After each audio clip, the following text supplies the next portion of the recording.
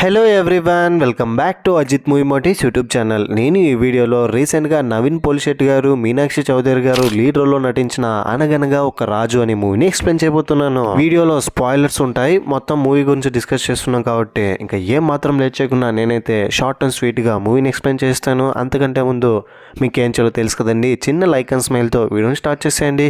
ఇంకో విషయం ఏంటంటే అజిత్ మోటీస్ అనే కొత్త ఛానల్ క్రియేట్ చేశాను. థియేటర్స్ దగ్గర వ్లాగ్ చేస్తూ రివ్యూస్ ఇస్తున్నాను. ఆ ఛానల్ కూడా వీడియోస్ చాలా బాగుంటాయి. ఇంట్రెస్ట్ ఉంటే ఆ ఛానల్ కూడా సబ్స్క్రైబ్ చేసుకుని సపోర్ట్ చేయండి. Thank you. మూవీ ఓపెన్ అవగానే రాజు అనే ఒక వ్యక్తి చాలా పెద్ద కోటీశ్వరుడు, పెద్ద ప్యాలెస్ ఉంది ఇతనికి. ఇప్పుడు ఒక యాంకర్ ప్యాలెస్ దగ్గర నిలబడి ఇంటర్వ్యూ చేయడానికి రెడీగా ఉంది. ఇప్పుడు మనం ఇంటర్వ్యూ చేయబోయే వ్యక్తి రాజు గారు చాలా మంచోళ్ళని ఎలివేషన్స్ ఇస్తుంది. సరిగ్గా అప్పుడే హెలికాప్టర్ లో రాజు గారు ఎంట్రీ ఇస్తారు. లోపలికి వచ్చిన తర్వాత లోపల ఉన్న వాళ్ళందరినీ ఇంట్రొడ్యూస్ చేసి, ఇదిగో ఈ ప్లేస్ లో నేను ఇది చేస్తాను అది చేస్తానని చాలా రిచ్ మెన్ అన్నట్టు బిల్డప్ ఇస్తూ ఉంటాడు. కట్ చేస్తే ఇది రాజుకు వచ్చిన కళ. నిజానికి రాజు అంత పెద్ద ఆస్తులే ఉండవు. పేరుకే జమీందారి మనవడైనప్పటికీ వాళ్ళ తాతయ్య ఎప్పుడో ఆస్తిని మొత్తం మింగబెట్టింటాడు. ఇప్పుడు కేవలం అతనుకున్నదల్లా జమీందారు, ఇద్దరు ముగ్గురు పని వాళ్ళు ఎప్పుడు రాజు దగ్గర లాయల్ గానే వర్క్ చేస్తుంటారు. ఊర్లో కొంతమంది రైతులు ఏదో అవసరం ఉందని రాజుగారిని డబ్బులు అడిగితే సహాయం చేస్తానని 100 ఎకరాల మామిడి తోట. రాజుగారు అంటే ఆషామాషన మనలాంటి పేదోళ్ళు కనిపిస్తే చాలు డబ్బులు విసిరి కొడతారు. ఇక్కడికి వచ్చామంటే మన కష్టాలన్నీ తీరిపోతుందని మాట్లాడుకుంటుంటే ఇదంతా విన్న రాజు, ఓహో మీరు ఇలా అనుకుంటున్నారా, సర్లే ఏదో ఒకటి మేనేజ్ చేద్దామని కొంతమంది పని వాళ్ళతో, సరే ఇప్పుడు మీకు ఎంత అప్పు ఉంది, మీరేంటి వచ్చే వారం పెళ్ళి అంటున్నారు, కూతురు పెళ్లి కోసం ఒక 5 లక్షలు ఇవ్వమంటారని, ఒరే పెట్టెలో ఉన్న నగలను తీసుకురా వీళ్ళకి ఇచ్చేద్దామని పెట్టెని తీసుకొస్తే అందులో ఏముండదు, కానీ ఉన్నట్టుగా బిల్డప్ ఇచ్చి అది బంగారాన్ని పాలిష్ చేయడానికి ఇచ్చాము, త్వరగా వచ్చేస్తుంది, వచ్చిన వెంటనే మీకు డబ్బులు ఇస్తాను వెళ్ళి రండి అని అనగానే వీళ్ళందరూ చాలా హ్యాపీగా అక్కడ నుంచి వెళ్తారు. సార్ పేరుకే జమీందారు మనవుడు, కానీ లోపలేమో ఏమి లేదు, అయినా ఈ బిల్డప్లు ఎందుకు సార్ అని అంటే, చూస్తూ ఉండరా ఏదో ఒక రోజు మన ఊర్లోనే కోటీశ్వరుని అవుతానని చెప్తాడు. పాపం రాజుగారు వాళ్ళ తాత జమీందారు అయినప్పటికీ మొత్తం ఆస్తిని ఆడవాళ్ళకే రాసి పెట్టేస్తుంటాడు. పెద్ద రసిక రాజా ఆయన. ఆ తర్వాత ఒక రోజు పెళ్లికి ఇన్విటేషన్ రావడంతో ఒక పెళ్లికి వెళ్తాడు. ఎంతో గౌరవంగా అక్కడ మర్యాదలు పొందాలని వెళ్తే, కానీ అక్కడ మాత్రం పెళ్లి కొడుకు వాళ్ళమ్మ రాజుని అవమానిస్తుంది. అయినా మిమ్మల్ని ఎవరు పిలిచారు, మేము పిలిచిందంతా విఐపీస్నే కదా, సర్లే తినేసి వెళ్ళిపోండి అని అంటుంటే, హలో మేడం మేము కూడా జమీందారు మనవడే అంటే ఎవరికి లాభం అని అంటుంది. దాంతో రాజు అవమానపడి, ఇప్పుడు మీ కోడల దగ్గర డబ్బు ఉంది కాబట్టి ఇంతలా విర్ర వీగుతున్నావు, ఏదో ఒక రోజు నేను కూడా నీకంటే ఇంకా బాగా గ్రాండ్ గా నేను పెళ్లి చేసుకుంటా, ఐ మీన్ నువ్వు నీ కొడుకు పెళ్లి చేసినట్టు కాకుండా అంగరంగ వైభవంగా జరిగే నా పెళ్లికి నువ్వు కూడా వస్తావు, ఇదే నా ఛాలెంజ్ ఫస్ట్ వెడ్డింగ్ కార్డ్ ని నీకే ఇస్తానని ఛాలెంజ్ చేసి అక్కడి నుంచి వచ్చేస్తాడు. ఎలాగైనా ఇంతకంటే కోటీశ్వరుడు అల్లుడిలాగానే నీకు కనిపిస్తానని చెప్తాడు. దాంతో రాజు మ్యారేజ్ బ్రోకర్ తో మాట్లాడి డబ్బున్న అమ్మాయిని పెళ్లి చేసుకోవాలనుకుంటాడు. ఎన్ని సంబంధాలు చూసినా సెట్ అవ్వట్లేదు. ఒకరికేమో ఒక అమ్మాయికి ఆస్తి చాలా తక్కువగా ఉందంటే ఇంకొక అమ్మాయికి వారసుడు ఉంటాడు, ఆస్తి ఈమెకి ఏమాత్రం వచ్చిండదు. ఈ రీజన్స్ తో ఒక్క అమ్మాయి కూడా సెట్ అవ్వట్లేదు పాపం రాజుకి. కనీసం ఇలానైనా పెళ్లి చేసుకుని కోటీశ్వరుని అయిపోదామని అంటే, అలాగే ఒక అమ్మాయిని చూస్తాడు. అమ్మాయి చాలా నచ్చుతుంది, ఆ అమ్మాయికి ఆస్తి కూడా ఉంటుంది. కాకపోతే ఏంటంటే ఆ అమ్మాయి సిగరెట్ తాగుతుంది, మందు తాగుతుంది, కొంచెం బోల్డ్గా ఉన్నట్టు మాట్లాడుతుంది. అయినా పర్లేదు మనకి ఆస్తి ఉంటే చాలని ఈ పెళ్లికి ఓకే చెప్తాడు. ఆ అమ్మాయి ఎవరో కాదు, జాతి రత్నాల్లో హీరోయిన్ గా నటించింది కదా ఆ అమ్మాయి చిట్టి. పెళ్లి సెట్ అయిన ఎగ్జైట్మెంట్ తో ఇంకొంచెం అప్పు చేసి రాజుగారు వాళ్ళ ఊర్లో జాతరని ఘనంగా జరిపిస్తాడు. ఈ జాతరలోకి పక్కూర్లో ఉన్న మూవీలో మన హీరోయిన్ అయినటువంటి చార్లత ఒంటి మీద ఫుల్ నగలతో వాళ్ళ నాన్నతో కలిసి జాతరకు వస్తుంది. జాతరలో రాజు చార్లతని ఫస్ట్ టైం చూడంగానే లవ్ ఎట్ ఫస్ట్ సైట్, చార్లత ఒంటి మీద ఉన్న నగలను చూసి ఫిదా అయిపోతాడు. ఒంటి నిండా ఇంత నగలు ఉందేంటి, లక్ష్మీదేవిలా కనిపిస్తుంది, ఖచ్చితంగా ఈ అమ్మాయికి చాలా ఆస్తులు ఉంటాయి, ఈ అమ్మాయిని మనం పెళ్లి చేసుకుంటే బాగుంటుంది కదా అని వచ్చినప్పటి నుంచి జాతరలో తనే మొత్తం హడావిడి చేస్తాడు. ఈ జాతర దగ్గరుండి జరిపిస్తున్నట్టు, నా దగ్గర చాలా డబ్బులు ఉన్నాయి, మేము జమీందారులమని. హుండీలో డబ్బులు వేయడానికి హుండీ హోల్ సరిపోలేకపోవడంతో, ఏమండి పంతులు గారు మాలాంటి వాళ్ళు డబ్బులు వేయడానికి సపరేట్ గా హుండీ చేయించండి అని అంటాడు. ఇదంతా చూసి చార్లత వాళ్ళ నాన్న చాలా డబ్బును వాళ్ళు అయినట్టున్నారు, ఈ ఊర్లో వీళ్ళే జమీందారేమో అని అతను అనుకుంటారు. చూసి పంతులు గారితో చార్లత వాళ్ళ నాన్న, మా అమ్మాయికి పెళ్లి చేసేయాలనుకుంటున్నాం, ఒక మంచి చక్కటి జమీందారుల ఫ్యామిలీ ఏదైనా ఉంటే సంబంధం కుదిరేటట్టు చూడండి, రాజు లాంటి సంబంధం కావాలి మాకని పంతులు గారితో చెప్తే పక్కనుండి నేనే కదా రాజు అని బిల్డప్ ఇస్తూ ఉంటాడు. ఆ తర్వాత రాజు జాతర అయిపోయిన తర్వాత ఎలాగైనా చారులతని పెళ్లి చేసుకోవాలి, ఆస్తిని మొత్తం పొందాలని చిట్టినా తొక్క. అది లేకపోతే ఏంటి, సిగరెట్ తాగుతుంది అమ్మాయి అండి, అంత బోల్డ్గా మాట్లాడితే ఎలా, నాకు ఆ అమ్మాయి వద్దు పంతులు గారని బ్రోకర్ని పక్కన పెట్టి ఫోకస్ మొత్తం చారులత మీద పెడతాడు. ఎలాగైనా చారులతని పెళ్లి చేసుకుని ఆస్తిని మొత్తం పొందడానికి ప్లాన్స్ వేస్తాడు. వాళ్ళ పని మనుషులతో కలిసి చారులత గురించి కంప్లీట్ డీటెయిల్స్ కనుక్కోమంటారు. చారులత ఇప్పుడు ఫైనల్ ఇయర్ చదువుతూ ఉంటుంది ఇంజనీరింగ్ కాలేజ్లో. చారులత గురించి చెప్పాలంటే తనకి కొరియన్ డ్రామాస్ అంటే చాలా ఇష్టం.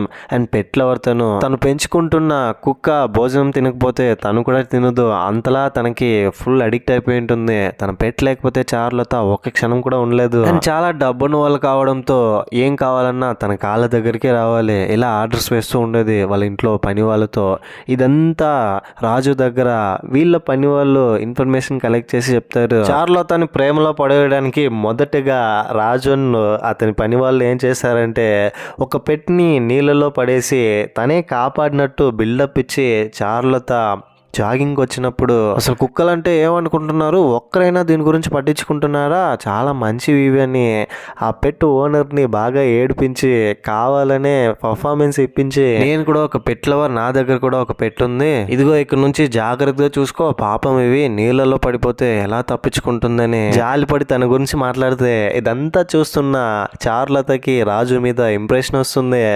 రాజుతో ఏమండి నేను మీతో మాట్లాడాలనుకుంటున్నారు, మీరు చాలా మంచి పని చేశారు, నేను మీకు తెలుసా ఇంతకు ముందు మీ ఊరు జాతరకు వచ్చాము నేను మా నాన్నని చారులత రాజుతో మాట్లాడుతుంది.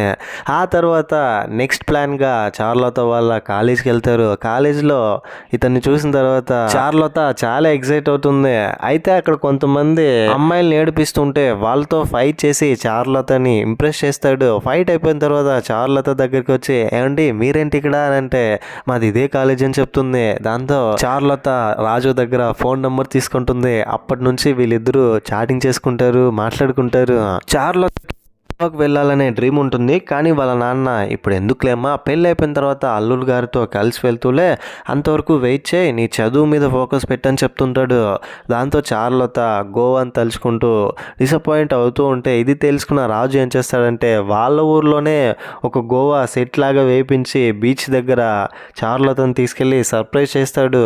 నువ్వు గోవా వెళ్ళని అవసరం లేదు, గోవానే నీ దగ్గరికి తెచ్చేసానని. బోట్లో పారాషూట్లో కూడా వెళ్తారు.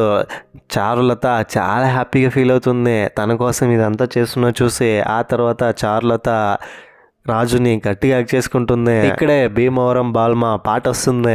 ఒక రకంగా ఇంకా వీళ్ళిద్దరూ ప్రేమలో పడిపోయినట్టే, ఒకరినొకరు ప్రేమించుకుంటారు. అప్పటి నుంచి చారులత రాజుని చాలా మిస్ అవుతుంది. ఫోన్ చేసినా కూడా రాజు ఫోన్ తీయడు, మెసేజ్ చేసినా రిప్లై ఇవ్వడు, రాజు గురించి ఆలోచనలు. దాంతో రాజు కావాలనే చారులతని అవాయిడ్ చేస్తాడు, చారులతనే అతని దగ్గరికి వచ్చి మాట్లాడాలని. కొన్ని రోజులు అలాగే గడిచిపోతుంది.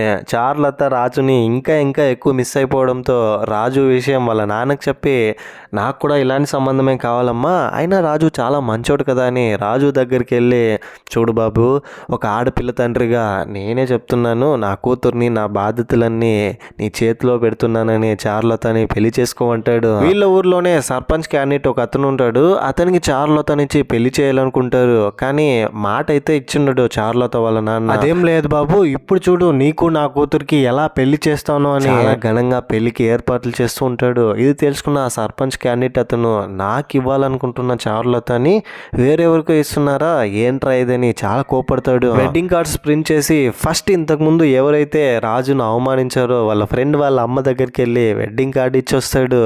భూపతిరావు కూతురు నేను పెళ్లి చేసుకుంటున్నానని. వాళ్ళు మీ కోడల కంటే గొప్పగా ఉన్నవాళ్ళు, ఆస్తి కూడా ఎక్కువగా ఉంది, బిజినెసెస్ కూడా చాలా ఉన్నాయి, మీలా మేము అవమానించము, మీరు తప్పకుండా పెళ్లికి రావాలని చిన్న దమ్కి ఇచ్చి అక్కడి నుంచి వస్తాడు. ఫైనలీ రాజు అనుకున్నట్టుగానే అంగరంగ వైభవంగా రాజు పెళ్లి అయిపోతుంది. ఆ రోజు రాత్రి శోభనం గదిలో చారులత కోసం వెయిట్ చేస్తుంటే చారులత వచ్చి మా నాన్నగారు ఈ లెటర్ ఇవ్వమన్నాడని ఒక లెటర్ ఇస్తుంది. ఆ లెటర్లో అల్లుడు గారు చాలా సంతోషంగా ఉంది, నా కూతుర్ని మీరు పెళ్లి చేసుకోవడం అన్నట్టు చెప్పడం మర్చిపోయాను, నేను ముందు కనిపించి చెప్పలేకపోతున్నాను, అందుకే ఈ విధంగా రాతలతో నా మాటలు చెప్తున్నాను, అదే డబ్బులు సంపాదించి ఇంత పెద్ద జమీందారుని అయ్యాను.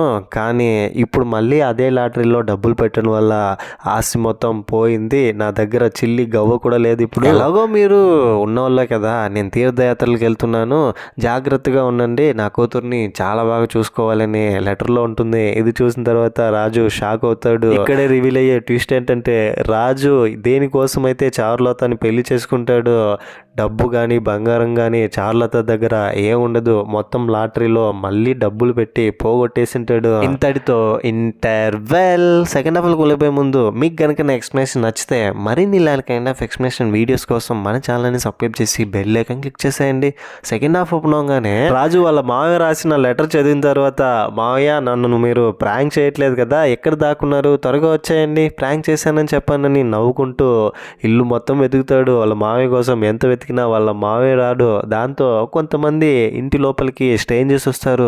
ఎవరు మీరంతా, ఎందుకు వచ్చారంటే మేము బ్యాంక్ నుంచి వచ్చాము, మీ మావయ్య చాలా లోన్స్ తీసుకున్నాడు, అప్పు క్లియర్ చేయాలని చెప్తాడు. మా మావయ్య బ్యాంక్లో లోన్ తీసుకున్నాడా, అప్పులు ఉన్నాయా, ఏంటిది, భలే యాక్ట్ చేస్తున్నారు అంకుల్, మా మావయ్య మీకు అప్పు ఇవ్వడం ఏంటి, ఫ్రాంక్ భలే చేస్తున్నారే, త్వరగా మావయ్యని పిలండి అని అంటుంటే మావయ్య ఎంత పిలిచినా బయటికి రావట్లేదు. వీళ్ళు నిజంగానే అప్పు తీసుకున్న వాళ్ళని అప్పుడే రియలైజ్ అవుతాడు. చాలా బాధపడి కంగారు పడతాడు, ఏంట్రా ఇది ఇలా జరిగిపోయిందని. కానీ ఎక్కడో ఒక చిన్న హోప్, వీళ్ళందరూ అబద్ధం చెప్తున్నారు, ఫ్రాంక్ చేస్తున్నారని. చారులతో వచ్చిన తర్వాత, చెప్పు చారు, నన్ను నిజంగానే నమ్మించాలని ఫ్రాంక్ చేస్తున్నాను కదా అంటే, లేదు రాజు, నిజంగానే లాటరీకి మా నాన్న డబ్బులు పెట్టడంతో మొత్తం పోయాయి, ఇప్పుడు అప్పుల్లో ఉన్నామని చెప్తుంది. ఆస్తులన్నీ ఇప్పుడు లేదని, 100 ఎకరాల ఆస్తి అన్నారు, బంగారం అన్నారు, ఇవేవి నాకు లేదని రాజు ఫుల్ ఫ్రస్ట్రేట్ అయిపోతాడు. ఎక్కడ చెప్పుకోవాలో, ఎవరి మీద చూపించుకోవాలో ఏం అర్థం కాదు. ఇక్కడ రివీల్ అయ్యే ఇంకొక టెస్ట్ ఏంటంటే, రాజుని కావాలనే చారులత వాళ్ళ నాన్న ఫాలో అయ్యి రాజునే చారులతని ప్రేమించేటట్టు చేసింటారు. నిజంగానే వీళ్ళ దగ్గర ఏదో డబ్బులు ఉన్నట్టు బిల్డప్ ఇచ్చి మంచి జమీందారు కనుక చారులతని పెళ్లి చేసుకుంటే సెటిల్ అయిపోవచ్చని చారులత వాళ్ళ నాన్నతో కలిసి స్కెచ్ చేసి మరి రాజుని ట్రాప్ చేసి పెళ్లి చేసుకుంటారు. ఏంట్రా ఇది, నేను మిమ్మల్ని ఏదో చేయాలనుకుంటే మీరే నన్ను ఏదో చేస్తారని చాలా కంగారు పడి దొరికేసానా, నాకేలా ఎందుకు జరగాలని అనుకుంటుంటే సడన్ గా అక్కడికి ఆ ఊర్లో సర్పంచ్ క్యాండిడేట్, ఇతని పేరు నాకు గుర్తులేదు, మనం అరుణ్ అని పెట్టుకుందాం. అరుణ్ అక్కడికి వచ్చి, ఏంట్రా ఆశలు ఏం లేదంటగా, అయినా జమీందారు మనోడంటగా, నువ్వు ఇంత బిల్డప్ ఎందుకురా, నీకు దమ్ముంటే నాలాగా బ్రతికి చూపించరా, నేను పెళ్లి చేసుకోవాల్సిన అమ్మాయిని నువ్వు చేసుకున్నా, బ్యాంక్ వాళ్ళేమో ఒక 1 month లో అప్పు కనుక తీర్చకపోతే ఇంటిని జప్తు చేయాల్సి వస్తుందని అక్కడ నుంచి వెళ్ళిపోతే, అరుణ్ దీన్ని అడ్వాంటేజ్ గా తీసుకుని రాజుతో, ఒక 1 month టైం ఇస్తున్నాను నీకు, సరే 2 నెలలు టైం తీసుకో,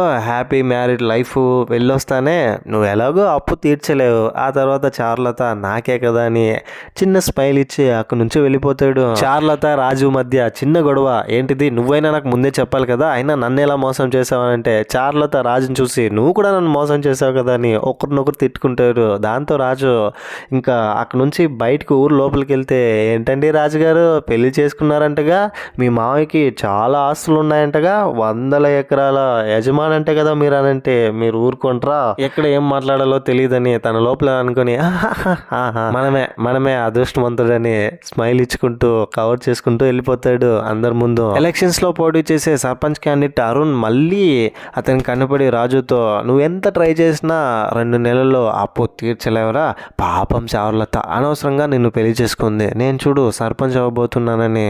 అక్కడ నుంచి వెళ్తుంటే రాజుకు ఒక ఐడియా వస్తుంది, మనం ఎందుకు ఎలక్షన్స్లో పోటీ చేయకూడదు, మనం ఎందుకు సర్పంచ్ అవ్వకూడదు, అప్పు తీర్చాలంటే ఇప్పుడున్న నాకు ఒకే ఒక దారి సర్పంచ్ అవ్వడం, సర్పంచ్ అయితే వచ్చిన ఫండ్స్తో ఎలాగైనా మన అప్పును తీర్చుకోవచ్చని నామినేషన్ వేయడానికి చాలా మాస్ ఎంట్రీ ఇస్తాడు. నామినేషన్ అయితే వేసావు కానీ నీకు ఎవడోటేస్తాడు రా, ఫస్ట్ ప్రచారం ఎలా చేయాలో నేర్చుకొని సర్పంచ్ క్యాండిడేట్ అరుణ్ నామినేషన్ వేసినా కూడా రాజును చూసి భయపడడు. ఇంకా అప్పటి నుంచి ప్రచారం స్టార్ట్ చేస్తాడు రాజు అని. రాజు దగ్గర ఉన్న పని మనుషులందరూ వీళ్ళు ప్లాన్ చేసి జనాల దగ్గర మెప్పించుకోవాలన్నా కూడా సీన్ రివర్స్ అవుతుంది. పాపం వీళ్ళు ఎంత చేసినా వాళ్ళ జనాల్ని ఇంప్రెస్ చేయలేకపోతారు. దీపం గుర్తొస్తుంది వస్తుంది రాజుకు. దీపం గుర్తుకే ఓటని ఎంత ప్రచారం చేసినా కూడా ఒక్కరు రాజు నమ్మరు.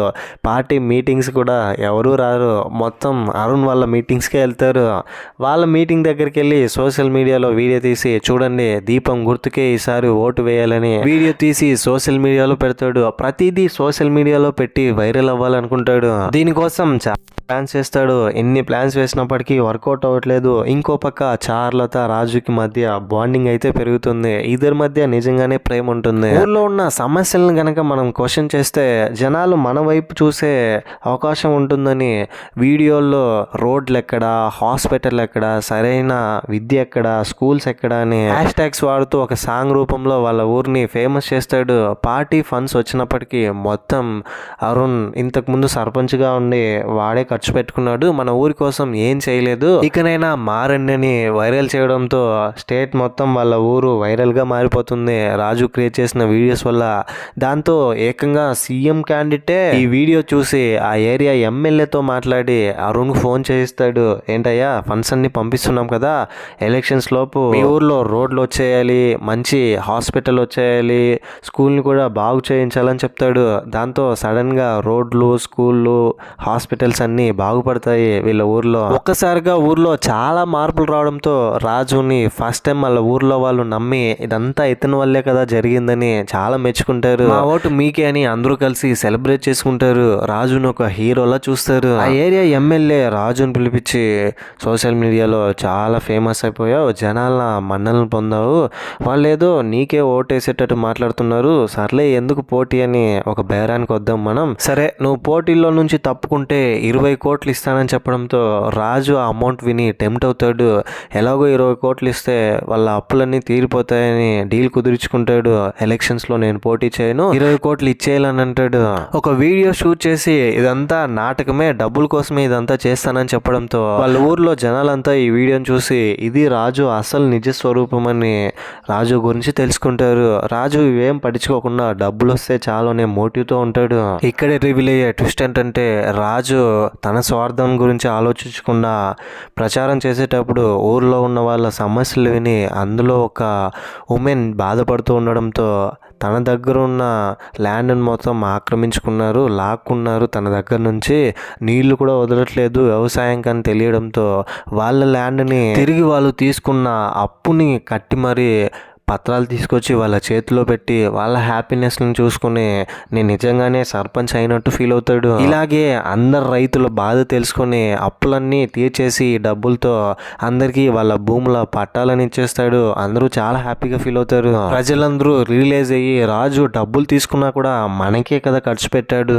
ఆ 20 కోట్లనని రాజు మనస్తత్వాన్ని అర్థం చేసుకుని రాజు మంచి చేయడం వల్ల రాజుకే ఓట్లు లేపించి గెలిపిస్తారు. దాంతో అరుణ్ కోపం వచ్చి ఊర్లో ఉన్న వాళ్ళతో గొడవ పెట్టుకుంటే చార్లత అరుణ్ దగ్గరికి వెళ్ళి 4 ఓట్లు కూడా రావన్నావు, ఇప్పుడు చూడు 343 ఓట్ల మెజారిటీతో మా ఆయన గెలిచాడు, ఎవర్రా నా ప్రజల మీద చెయ్యేసేవాడని రాజు గ్రాండ్ ఎంట్రీ ఇచ్చి అరుణ్కి వార్నింగ్ ఇస్తాడు వాళ్ళని కొట్టి. దాంతో అక్కడికి చార్లత వాళ్ళ నాన్న వచ్చి అల్లుడు కంగ్రాచులేషన్స్ అల్లుడు, నాకు తెలుసు అల్లుడు నువ్వు ఏదైనా గొప్పగా సాధిస్తావని అతనితో చెప్తే మావయ్య మీరు ఎక్కడికి వెళ్ళారు, ఓ తీర్థయాత్రలకు వెళ్ళారా, మీరు వద్దు మీ బాధ్యతలు వద్దు, నాకు మీ ఆస్తిని మీరే ఉంచుకోండి, ఇప్పుడేదో వచ్చి కోట్ల రూపాయలు ఇప్పుడు మీ ల్యాండ్ పలుకుతుందని చెప్తే నేను టెంప్ట్ అయ్యి తీసుకోను, మీరు ఇంకా నాకు ఎలాంటి లెటర్స్ రాయొద్దు అని వాళ్ళ మావయ్యతో చెప్పి ఇంకా అప్పటి నుంచి వాళ్ళ మావయ్యతో కలిసి ఉంటాడు. ఊరి ప్రజలందరినీ చూసుకుని హ్యాపీ ఎండింగ్. ఇంతటితో మూవీ ఎండ్ అయిపోతుంది. ఈ మూవీపై మీ ఒపీనియన్ ఏంటి, నా ఎక్స్ప్లెనేషన్ మీకు ఎలా అనిపించింది అనే దాన్ని ఏదో ఒకటి కింద కమెంట్ బాక్స్లో తప్పకుండా నాతో షేర్ చేసుకోండి. ఇది ఒక కామెడీ ఫిలిం కాబట్టి వినడానికంటే చూస్తేనే బాగుంటుంది. పంచెస్ ఇవన్నీ వన్ లైనర్స్ బాగా వర్కౌట్ అవుతుంది. ఇంకో ఇలాంటి ఇంట్రెస్టింగ్ మూవీ ఎక్స్ప్లెనేషన్ వీడియోతో మీ ముందు ఉంటాను. అంతవరకు సేఫ్గా ఉండండి, నవ్వుతూ ఉండండి, నవ్విస్తూ ఉండండి. Thank you. జై హింద్.